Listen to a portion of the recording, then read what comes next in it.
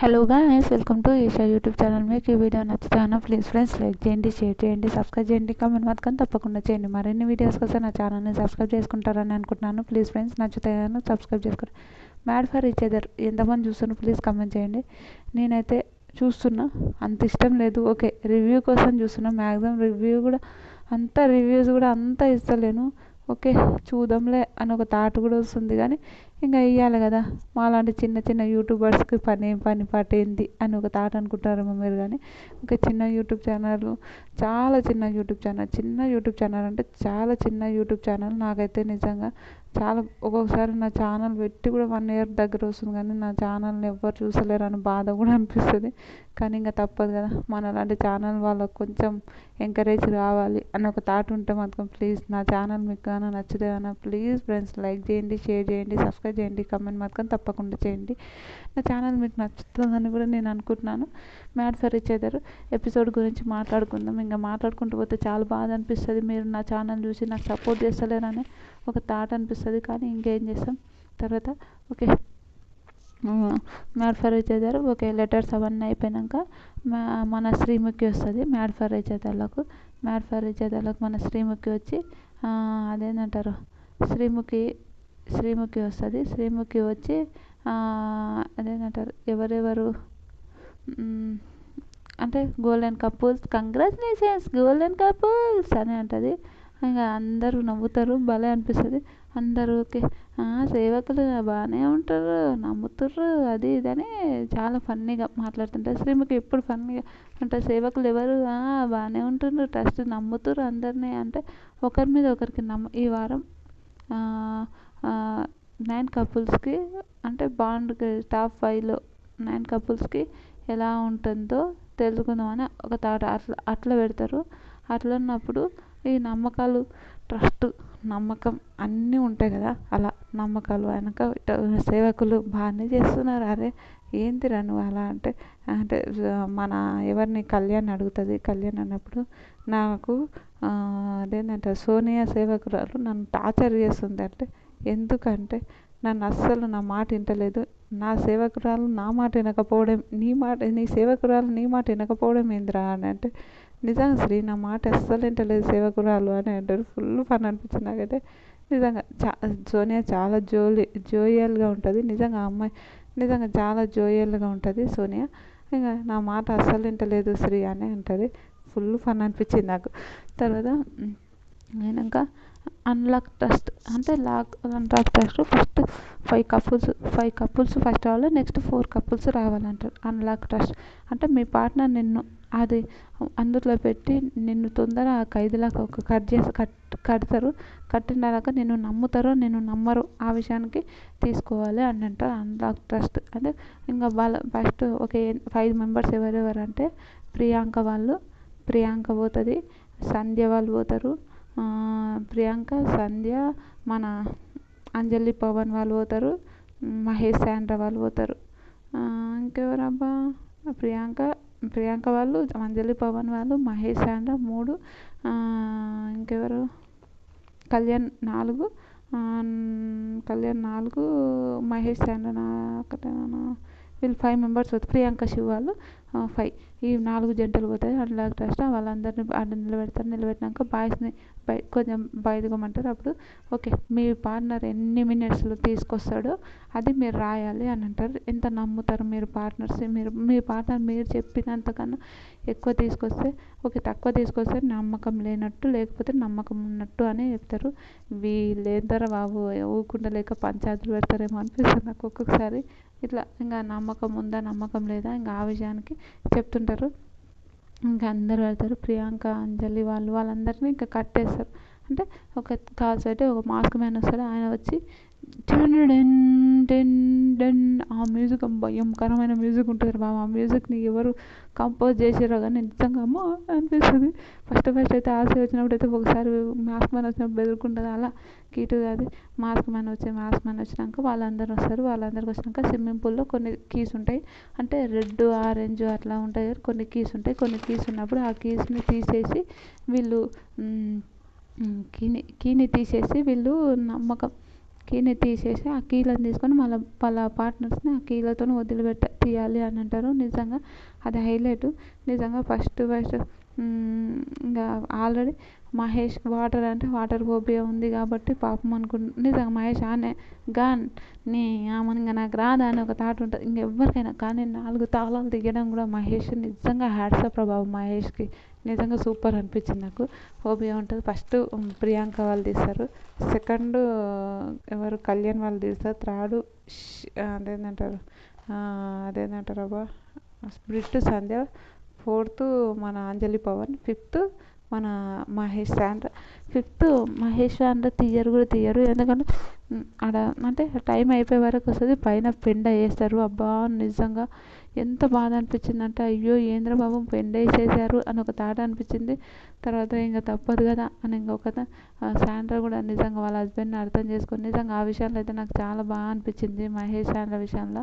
Okay వాళ్ళ హస్బెండ్ని అర్థం చేసుకొని ఆవిడ అట్లా నిజంగా గ్రేట్ రా బాబు. నిజంగా నాకైతే నేనైతే అబ్బా నమ్మిన పిండ పడ్డదని ఒక పాట అయినాక ఓకే మహేష్ శాండ్ర వాళ్ళు అర్థం చేసుకొని శాండ్రని అర్థం శాండ్ర మహేష్ని అర్థం చేసుకొని సరే అనుకుని చాలా బాధ సారీ అమ్మ సారీ నేను కూడా సారీ అని చెప్తుంది, ఏడుస్తుంది. నిజంగా ఏడుచుకుంటూ పోతారు, పెండ పడేస్తుంది. తర్వాత వచ్చే టీంలకు మీరు ఎలాంటిది చెప్పొద్దు అని చెప్తారు. ఓకే ఎలాంటిది చెప్పమని చెప్తారు. తర్వాత 4 టీమ్స్ ఎవరెవరు వస్తారంటే సోనియా వాళ్ళు వస్తారు. 4 టీమ్స్ ఆసియా నూకరాజు, జాను బాను, సోనియా సిద్ధు, నీతు, నటరాజ్ మాస్టర్ వీళ్ళు సెకండ్ టీంకి వస్తారు. సెకండ్ టీంకి వచ్చినప్పుడు వీళ్ళు కూడా చాలా మంచిగా ఆడతారు. జాను బాను సూపర్ ఆడారు. ఆసియా వాళ్ళు కూడా చాలా బాగున్నారు, చేయి నొప్పున ఆడారు. సోనియా వాళ్ళు కూడా చాలా మంచిగా ఆడారు. మన నీతు మాస్టర్ వాళ్ళు కూడా నటరాజ్ మాస్టర్ కూడా చాలా మంచిగా ఆడారు. నిజంగా నాకైతే మంచిగా ఆడాడు అనిపించింది. మీకు ఎంతమందికి అనిపించిందో లేదో నాకు తెలియదు కానీ నాకైతే నీతు మాస్టర్ నటరాజ్ మాస్టర్ కూడా చాలా మంచిగా ఆడారు. Super nice. ఇంకా ఇప్పుడు మాట్లాడదాం నైస్. ఓకే ఇంకా టైమింగ్స్ని బట్టి అలా తీస్తారు కదా. First timings Janu Banu first వచ్చారు 25 క్రెడిట్స్, ప్రియాంక వాళ్ళు 25 క్రెడిట్స్ సెకండ్ వచ్చారు. సిద్ధు మన ఎవరు సోనియా థర్డ్ ప్లేస్ వచ్చారు 20 credits. Nookaraj Asia 15 credits. Kalyan Vasanthi fifth వచ్చారు 15 క్రెడిట్స్. సింధు బిట్టు సంధ్య 10 క్రెడిట్స్. అంజలి పవన్ 10 మార్క్స్ వచ్చాయి, 10 బాండ్ క్రెడిట్స్.